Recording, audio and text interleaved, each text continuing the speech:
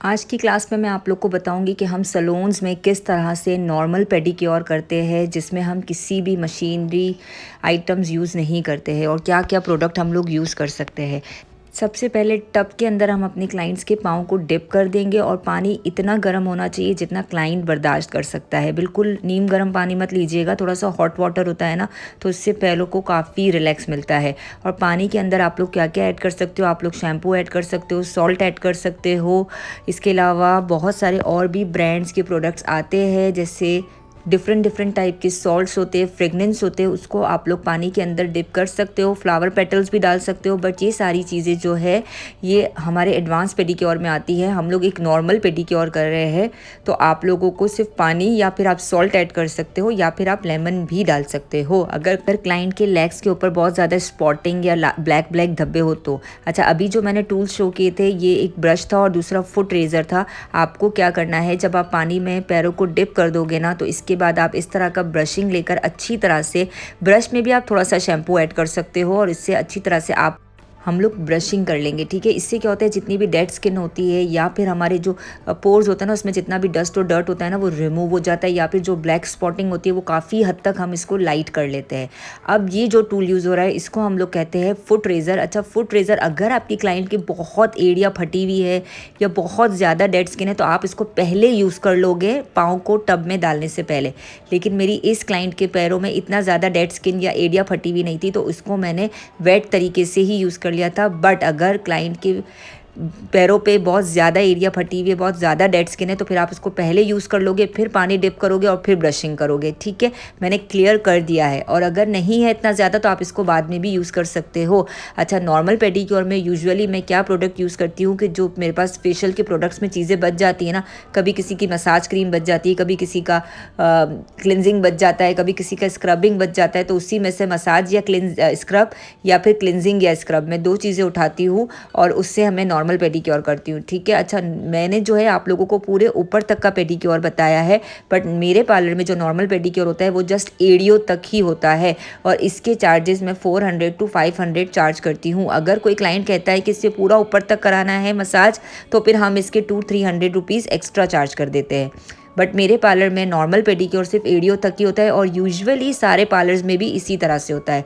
आपको तकरीबन massage cream से या फिर क्लिनजिंग से आप तकरीबन 5 से 6 मिनट तक एड़ियों के ऊपर प्रॉपर्ली मसाज करोगे, एड़ियों के ऊपर भी और एड़ियों के नीचे वाले पार्ट पे भी। मसाज के स्टेप्स आप लोग देख लो कि मैं किस तरह से कर रही हूँ और आप इसी तरह से प्रैक्टिस करते जाओ और स्टेप्स को फॉलो करते जाओ। ठीक है। और नॉर्मल पेडिक्योर में अगर कोई क्लाइंट आपसे डिमांड करता है कि उसको ऊपर तक प्रॉपर मसाज चाहिए, तो आप 200 रुपीज़ 100 दोनों लेग्स के या 150 चार्ज करके 300 रुपीज़ चार्ज करके भी प्राइस ले सकते हो। बट ये आप क्लाइंट से पूछ लोगे। ठीक है, क्योंकि सैलून सर्विसेज में ये एक ऐसी सर्विस है जिसमें मेहनत बहुत है और हमें इसके पैसे इतने नहीं मिलते हैं। ओके, लोग फेशियल्स पे तो बहुत ज़्यादा पैसा खर्च कर लेते हैं, बट पेडिक्योर पे लोगों को मसाज बहुत अच्छा, बहुत टाइट चाहिए होता है, बट पैसे नहीं निकल रहे होते। तो आप लोग इस तरह से एड़ियों तक आप जो नॉर्मल पेडिक्योर करते हो आप इसके 400 या 500 चार्ज कर लो। और अगर कोई क्लाइंट कहता है आपको कि उससे ऊपर तक मसाज चाहिए, तो आप इसके 200-300 रुपीज़ एक्स्ट्रा चार्ज कर लोगे।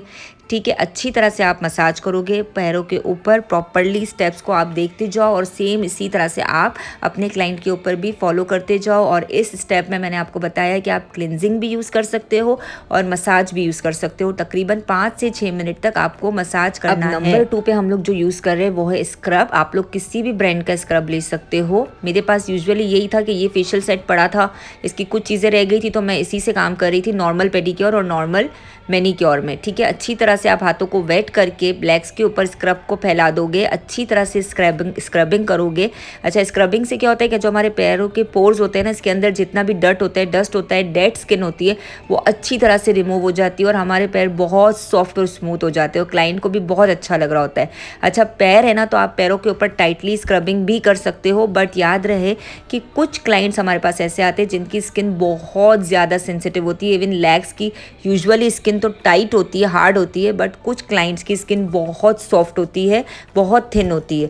तो जिन क्लाइंट की स्किन ऐसी हो तो उसके ऊपर आपको सॉफ्ट हाथों से काम करना है, और जिनकी स्किन ऑलरेडी टाइट है तो फिर हम लोग उनके लेग्स के ऊपर थोड़ा टाइटली स्क्रबिंग भी कर सकते हैं।